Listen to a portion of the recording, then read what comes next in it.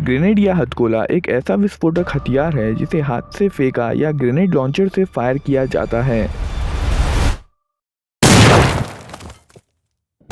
अलग अलग परिस्थिति के लिए कई प्रकार के ग्रेनेड्स होते हैं, जैसे fragmentation grenade, high explosive grenade और स्मोक ग्रेनेड।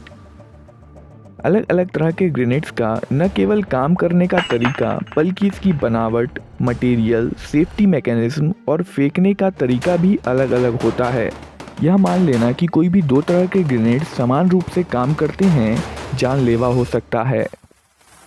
खुद को सुरक्षित रखते हुए दुश्मन को ज़्यादा से ज़्यादा नुकसान पहुंचाने के लिए ग्रेनेड की डिलीवरी एक सुनिश्चित तरीके से की जाती है। आधुनिक सेनाओं में जो ग्रेनेड सबसे ज़्यादा इस्तेमाल होते हैं वो हैं फ्रेगमेंटेशन ग्रेनेड। फ्रेगमेंटेशन ग्रेनेड को इस तरह से डिज़ाइन किया जाता है कि इसके फटने पर यह घातक नुकीले टुकड़ों में बिखर जाए ताकि इसके आसपास के ज़्यादा से ज़्यादा इलाके को क्षतिग्रस्त किया जा सके। आमतौर पर इसकी बॉडी हार्ड सिंथेटिक मटेरियल या स्टील से बनी होती है और फटने पर यही बॉडी छोटे छोटे घातक टुकड़ों में बिखर जाती है। हालांकि आधुनिक ग्रेनेड्स में पहले से ही धारदार और नुकीले टुकड़ों को डाल दिया जाता है। MK2 हैंड ग्रेनेड एक फ्रेगमेंटेशन ग्रेनेड है जिसे 1918 में अमेरिकी सशस्त्र बलों द्वारा शुरू किया गया था। MK2 हैंड ग्रेनेड में सेफ्टी पिन, सेफ्टी लीवर और बॉडी होती है। ग्रेनेड की बॉडी कास्ट आयरन से बनी होती है जिसमें एक डिले फ्यूज मैकेनिज्म होता है जो कि चारों ओर से विस्फोटक पदार्थ से घिरा होता है। अब हम देखेंगे कि इन सब पार्ट्स की मदद से ग्रेनेड में विस्फोट कैसे होता है। सेफ्टी लीवर के नीचे स्ट्राइकर होता है जो कि स्ट्राइकर स्प्रिंग के दबाव में होता है। स्ट्राइकर सेफ्टी पिन की वजह से इस स्थिति में बना रहता है। यदि सेफ्टी पिन को हटा दिया जाए तो स्ट्राइकर सेफ्टी लीवर को बाहर धकेल देगा और स्प्रिंग के दबाव में प्राइमर से जा टकराएगा।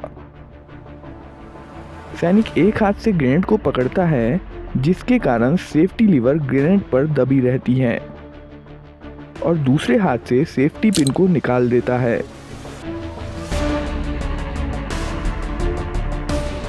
पर सेफ्टी पिन के निकल जाने पर भी स्ट्राइकर प्राइमर पर चोट नहीं करता है क्योंकि सेफ्टी लीवर हाथ से दबे होने के कारण इसे ऐसा करने से रोक देती है और इसलिए जब तक ग्रेनेड हाथ में पकड़ा हुआ है स्ट्राइकर प्राइमर पर चोट नहीं कर सकता है और ग्रेनेड भी नहीं फटेगा। जब सैनिक ग्रेनेड को फेंक देता है तब सेफ्टी लीवर बाहर निकल जाती है और स्ट्राइकर स्प्रिंग स्ट्राइकर को तब तक घुमाती है जब तक ये प्राइमर पर चोट नहीं कर देता। प्राइमर में इम्पैक्ट सेंसिटिव विस्फोटक होता है जो झटका लगने पर जल जाता है और केमिकल डिले फ्यूज को जला देता है।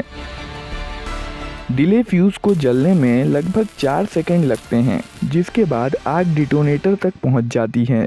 डिटोनेटर में आग लगने पर एक छोटा विस्फोट होता है जिसके कारण ग्रेनेड में भरे हुए विस्फोटक में आग लग जाती है।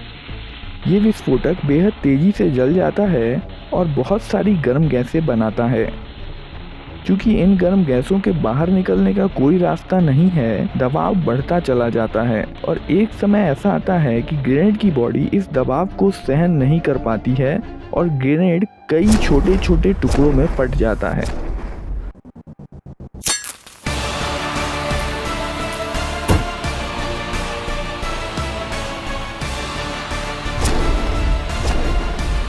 फ्रेगमेंटेशन ग्रेनेड में यह बेहद तेज गति से यात्रा करने वाले टुकड़े ही किसी की मौत का या जख्मी होने का कारण बनते हैं।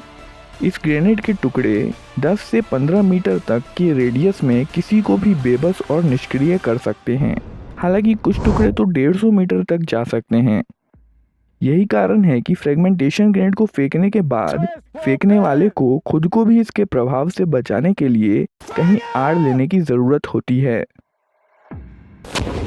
दोस्तों, अक्सर आपने फिल्मों में देखा होगा कि हीरो अपने दांतों से ग्रेनेड की सेफ्टी पिन निकालता है और दुश्मन पर फेंक देता है। लेकिन क्या हकीकत में भी ग्रेनेड की पिन ऐसे ही निकाली जाती है? ग्रेनेड की पिन निकालने के लिए जो तकनीक इस्तेमाल की जाती है उसमें एक हाथ से ग्रेनेड को मजबूती के साथ पकड़ा जाता है और दूसरे हाथ से घुमाते हुए ग्रेनेड की पिन को बाहर निकाला जाता है। खास करके इस तकनीक में ग्रेनेड को मजबूती के साथ पकड़ना बेहद जरूरी है, क्योंकि अगर एक बार ग्रेनेड की पिन निकालने के बाद सैनिक ने ग्रेनेड पर अपनी पकड़ ढीली की तो सेफ्टी लीवर ऊपर उठ सकती है, और अगर सेफ्टी लीवर थोड़ी ज़्यादा ऊपर उठ गई तो स्ट्राइकर प्राइमर पर चोट कर देगा और डिले फ्यूज़ जलना शुरू हो जाएगा। अब अगर सैनिक ने सेफ्टी लीवर को वापस दबा भी दिया तो भी ग्रेनेड का फटना तो निश्चित है, और सैनिक को यह भ्रम हो सकता है कि क्योंकि उसने सेफ्टी लीवर को दबा के रखा हुआ है इसलिए वो अभी भी सुरक्षित स्थिति में है। ऐसा ही कुछ एक लाइव प्रशिक्षण अभियान में हुआ था, जहां M67 ग्रेनेड से प्रैक्टिस करने के दौरान एक सैनिक की जान चली गई थी। एक दूसरी तरकीब जिसमें ग्रेनेड को फेंकने से पहले ही सेफ्टी लीवर को बाहर निकल जाने दिया जाता है ताकि फ्यूज कुछ हद तक जल जाए, को कुकिंग कहते हैं। ऐसा इसलिए किया जाता है ताकि फेंके जाने के बाद ग्रेनेड को फटने में ज़्यादा समय नहीं लगे और दुश्मन को आड़ लेने का या ग्रेनेड को लात मारकर या हाथ से दूर फेंकने का समय नहीं मिले। ऐसा इसलिए भी किया जा सकता है ताकि ग्रेनेड छुपे हुए दुश्मन के ठिकाने के ऊपर हवा में ही फट जाए। पर स्वाभाविक रूप से ये तकनीक बेहद खतरनाक है, क्योंकि इसमें ग्रेनेड के फटने का समय बहुत कम हो जाता है और सैनिक को खुद के बचाव के लिए या आड़ लेने के लिए ज़्यादा समय नहीं मिल पाता है।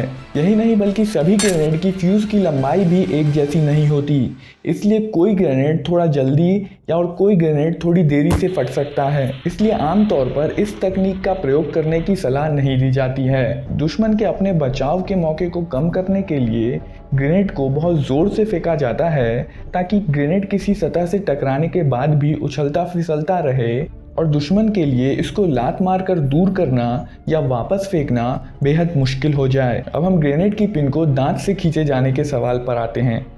नहीं, ग्रेनेड की पिन को दांत से नहीं खींचा जाता है। पिन को बाहर खींचने के लिए पिन से जुड़ी हुई रिंग को बाहर खींचना होता है। ये पिन दूसरी तरफ से टी शेप में मुड़ी हुई होती है, जो कि खींचते समय सीधी हो जाती है, और इसे सीधा करने के लिए काफ़ी फोर्स के साथ पिन को घुमाते हुए बाहर खींचना होता है।